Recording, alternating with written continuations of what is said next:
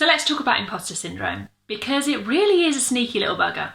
And actually, one of the ways that we can start to move past this feeling of being a fraud in our own lives is by talking about it, is by getting it out into the open and starting to become aware that it's not just me. It's not just me who feels it. So what is it? Well, imposter syndrome is that feeling that you might have experienced yourself, where this inner voice is telling you, who are you to do that? You're not good enough to do that. You don't know everything you need to know. They know more than you. They're better than you. They understand this thing. You can't possibly understand it. I mean, who the hell are you anyway? Familiar? It certainly was for me for most of my life. And for most of my life, I really did think it was just me who thought that.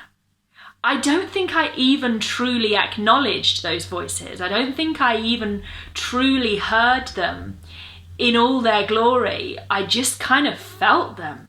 It just was this feeling I had that I wasn't the right person to be doing what I was doing, that other people were clearly better than me, were smarter than me, were prettier than me, were more qualified than me to be doing any of the things that I was doing in my life. And actually, at the time when it was probably at its most heightened, these voices in my head, was when I was outwardly very successful. I was working as an assistant head teacher. I was standing in front of lots of people and delivering training. I then had my own consultancy in education where I was supporting people with coaching, mentoring, training, and I'd stand up in front of people and I would outwardly appear to have it all sussed. But inwardly, I'd be thinking, who am I? They're going to find me out. They're going to realise I have no idea what I'm talking about, that I don't have the experience, the skills, the knowledge, everything I need to be able to do this. And how is it that they haven't already sussed it? How is it that they're still letting me stand here and talk to them and guide them and lead them in so many ways when I'm not good enough for this? Yeah, I used to stand in front of people and that used to be what was going through my head. And I bet that that has gone through your head in lots of different areas of your life. Perhaps it goes through your head when you're at work. Perhaps you're thinking that it's only a matter of time before they find me out, before they realise that I'm not really as good at this thing as they think I am, or as it might look, or it might seem. Perhaps it's happening in your relationship. And things might seem rosy on the outside, but on the inside you are wondering when this person, this other person, is going to see through you. Is going to leave you. Is going to abandon you because you're not actually as smart, as funny, as clever, as attractive, as kind, as positive as you might present yourself to be on the outside. Yep, that's imposter syndrome. That is us feeling like a fraud in our own lives. And there are things that we can do to move past that, because no one wants to go through their lives feeling like that, and yet so many people do and don't address it. So today I'm just going to give you just 3 ways to start to beat imposter syndrome, to start to really kick its ass. Let's push it down into the dirt where it belongs and leave it behind and move forward in a more positive and empowered way. So what are those steps? Well, the first one is one that I've already talked about. It is simply to do this, to shine a light on it, to say it out loud, to be open about it. Not to think it's just me. Because when we think it's just me, that's feeding back into this imposter syndrome. It's just me who feels this way. It's just me who isn't good enough. It's just me who doesn't know what they're doing. We know that's a load of crap. We know that that is a load of crap. We know actually in our conscious and rational mind that everybody feels like this to a certain degree. Everybody has these thoughts, these voices going around their heads. And so let's talk about it. Let's say it out in the open so that we can really call it what it is. It's a load of crap. It's not true. It's never been true. It never will be true. And actually, if we keep it quiet, if we keep it just in here to ourselves, then it is going to start to feel really true.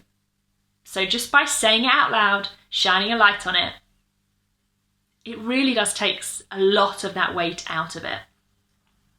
Now, the second thing that we can do is to start to create a new truth that can create a new reality for us.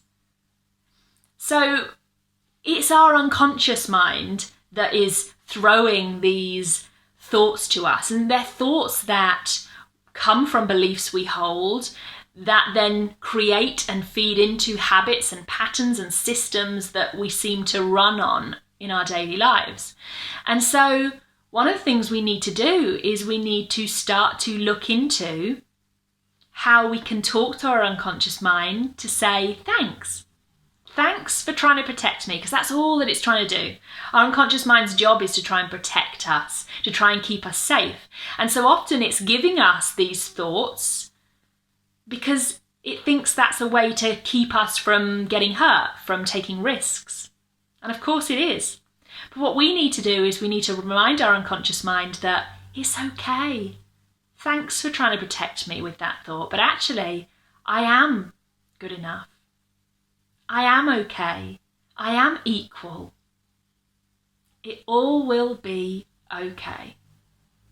And just speaking to our unconscious mind in a calm voice, in a non-judgmental voice, recognizing that all it has is our best interests at heart, but then letting it know that we're all right. We've got this. We've got this. That's another way that we can start to step forwards with those feelings around being an imposter in our own lives.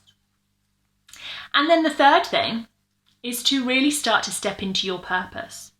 When you start to identify your purpose, your why in the world, your greater vision, then you really start to naturally feel like you've got this, that you're not an imposter, that you really are living the life that you have always wanted to live, that you were always meant to live in some ways.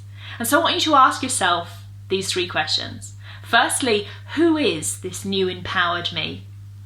This me that doesn't feel like an imposter, this me that doesn't feel like a fraud, this me that feels amazing and wonderful and like she's in the right place. Who is she?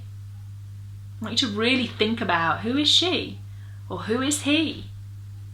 Who are they?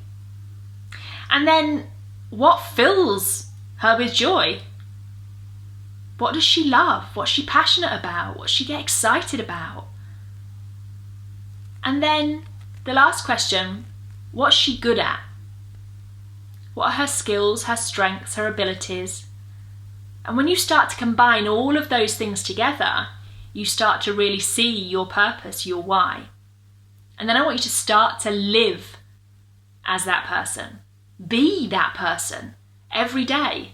Every day ask yourself, how can I show up as that person today?